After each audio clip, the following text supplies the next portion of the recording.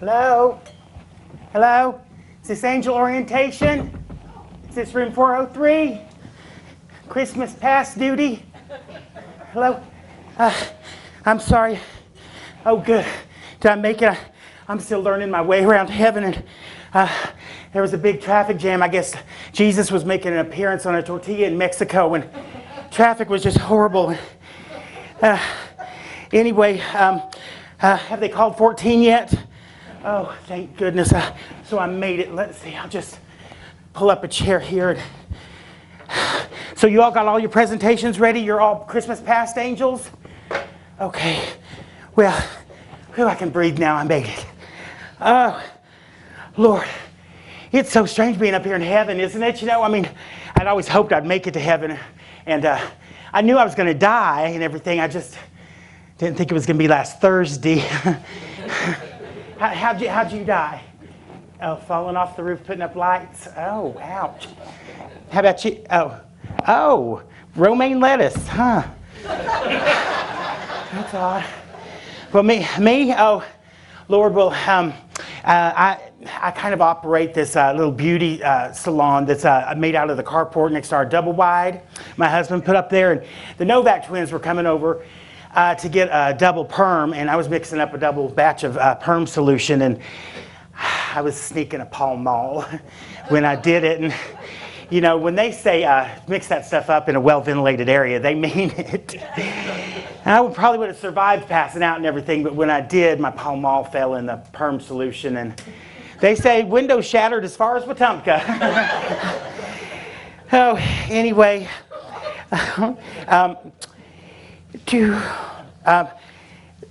Anyway, when I came to and I realized that I got to heaven, and you know all that hokey stuff that they tell you in Sunday school about heaven, you know, that angels have harps and halos, and they're sitting on clouds, and the pearly gates and whatnot. And well, you can imagine my surprise when I got up here and it was true.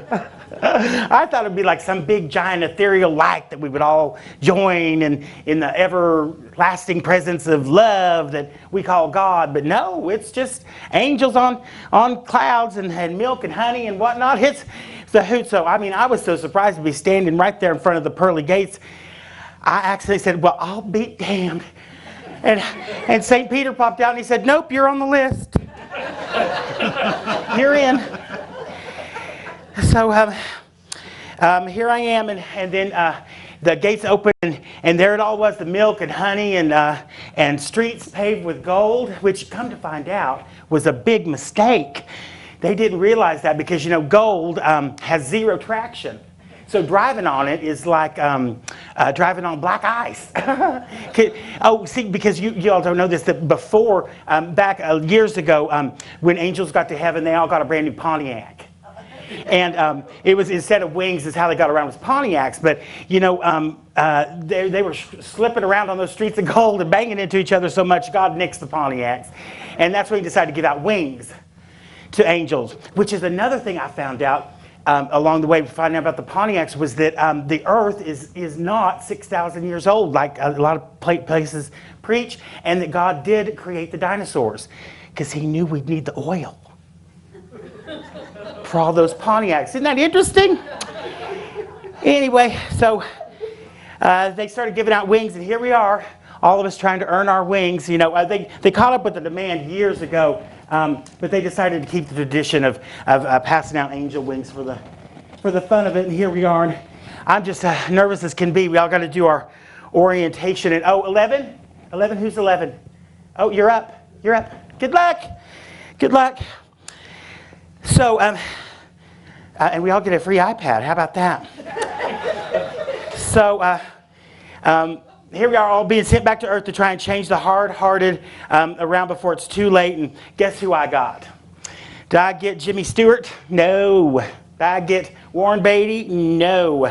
I got the second hardest case there is in turning a hardened, mean, greedy, self-serving, doesn't care about the poor or needy, but only about how to make more money there is that old son of a gun, Ebenezer Scrooge. Yeah, I feel so, and I feel kind of overdressed. Am I overdressed for this? Did you all read your manual? Did you see in the back where it said that if for some reason that the harder the case is, that the more you dress up, the better chance you have of softening their hearts? By the looks of things, y'all must have some pretty easy cases. Well, anyway, that's why I'm here, and I guess I should be grateful to have not got the number one most hard-hearted, greedy, doesn't care about the less fortunate son of a gun, Mitch McConnell. But you'd still think that all those casseroles I made for all those church funerals would have counted for something. No, I'm totally Scrooged is what it is, and what a task I've got. I only hope I can accomplish it. It seems like such a hard case. He's so resistant to any new ideas or thoughts, like a hard shell of a man. What makes a man so hard, I wonder? And who would write a line like that for a drag queen to say in a place where she can't make a joke about it? Oh, Lord, it's going to be a rough time. Oh, 12, you're up. Good luck. Oh, how do I approach Scrooge? I kind of have an idea, but can I tell you what I think to do? And I'll try it out on you and see what you think. It's like his skin and sinew and his heart. Yet even his heart is turned to stone. And what on earth can my showing in the past to soften him up without shattering? Let's take a look at what I got to work with. Being ghosted past is not easy, y'all. We only have a limited amount of material to work with. Gracious, how shall I start? Oh, with the recent past? The boy that was singing outside of his office tonight that he turned away? Oh, the charity people who he also sent away. I wonder if they got any of those Pontiacs left. I bet waking up with a new Pontiac under his tree would soften his heart. Well, oh, they didn't have cars back then, did they?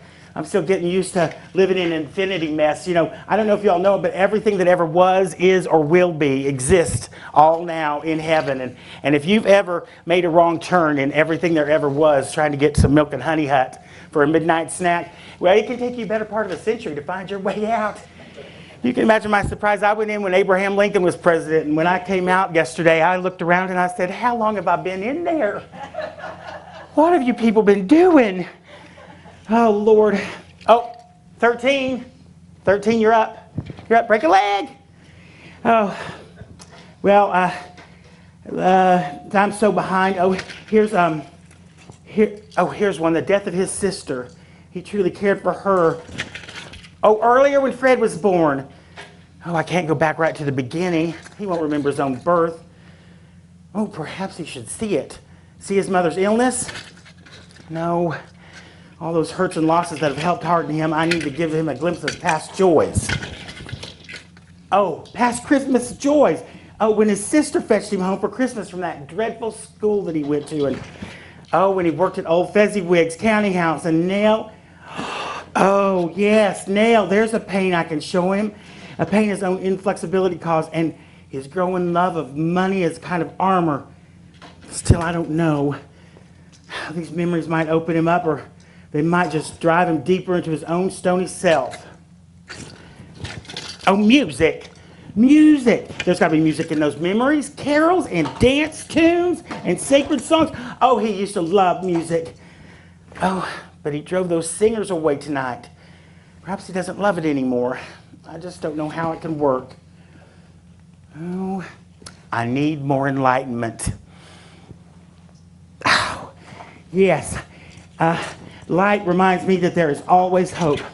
No matter how impossible it seems, I shall try my best. I shall hope and trust that seeing himself before he turns so hard will help him see the possibilities of those softer days, of his own warmer self, the possibility he lost and he can yet recover. I don't know if it'll work, but it seems to be so difficult to get through to his heart that must be there. Still, I can only hope that it works. I can only hope. Why do you think they say only hope? When you've got hope, you've got everything. That's what Scrooge needs, is hope. Oh, 14, that's me, I'm up. If I just did old Scrooge Oklahoma style, because we got chores to be done in Oklahoma. We don't have time to be sitting around bah humbug and stuff. What I'd do is I'd just march right in there, grab him by the ear and pull him out of bed and down to his knees, just like my mama would have, and tell him, listen here, you have got a roof over your head, you have got food on your plate, and you have got money in the bank, and you are going to get grateful, and you are going to get some hope. Because a lot of people don't. You're going to get on your knees and say, thank God. Oh, there he is. We're just saying thank you. All right. I'll never get used to that. tell him to thank God, because some people don't. And then I would take him and not show him past Christmas memories. I'd take him down to the homeless shelter, and we'd serve Christmas dinner to the homeless. And then he'd be grateful and thankful and have some hope. Of course, he might be just grateful that I'm leaving and hope I'm not coming back tomorrow night, but it's the door's open. That's what I think. All right, wish me luck, babies. Bye-bye. Bye.